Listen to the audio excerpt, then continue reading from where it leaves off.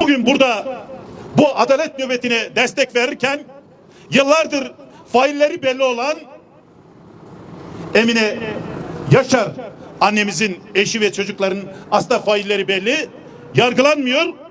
Emine anne Adalet Bakanlığı'nın önünde adalet diye haykırıyor. Evet, adalet demekten, hukuk demekten